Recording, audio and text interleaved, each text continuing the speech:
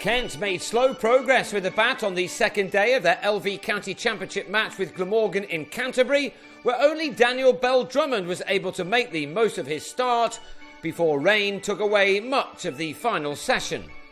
Chris Cook had completely dominated the first day, making 171 of Glamorgan's 329, and Kent began the second morning with just one run on the board in reply. It was not easy going for either Rob Key or Bell-Drummond early on, as only Graham Wagg offered anything to hit. Michael Hogan and Jim Allenby were both very mean, and the latter must have been very close to winning an LBW decision against Key. The Kent captain survived though and took advantage by planting Kieran Bull's fifth ball in the first class game over the rope for a six. Key had made 41 of the 60 runs on the board when he edged a delivery from Allenby, which both bounced and darted away to Mark Wallace.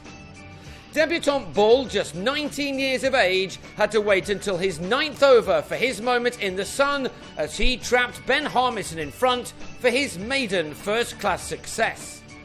Harmison was on his way for 10, leaving it to Brendan Nash and Bell-Drummond to keep the board ticking over. Nash survived a couple of big appeals for LBW, but also played some attractive shots, as he so often does, as he tried to push on with Bell-Drummond, happy to play the anchor role at the other end.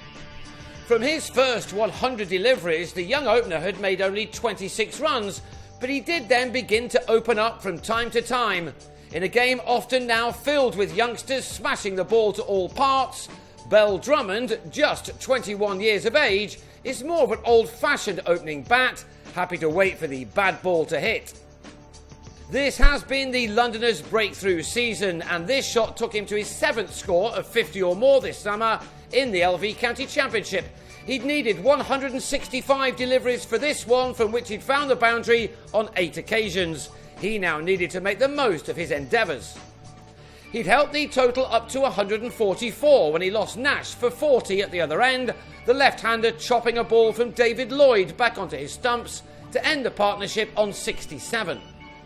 The job now left for new man Sam Northeast and Bell-Drummond was to get their side through to the tea break with no further mishaps. 30 more runs were added in the next 10 overs by these two, Bell-Drummond taking his tally to 71. But on the stroke of the break, he moved across his stumps and nicked off to Wagg to end his 206 ball innings. Kent would have been hopeful of pushing on in the evening when they resumed on 174 for 4, still 155 runs behind, and with Darren Stevens now at the crease, the chances of reducing that deficit into double figures sooner rather than later was on the cards.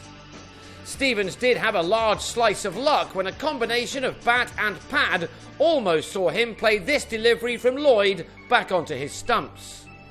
Alas, the game was then held up by the light and then rain, which took the players off with a total on 205 for 4, and that was that for the day. So Kent will go again on the third morning, trailing by 125 runs.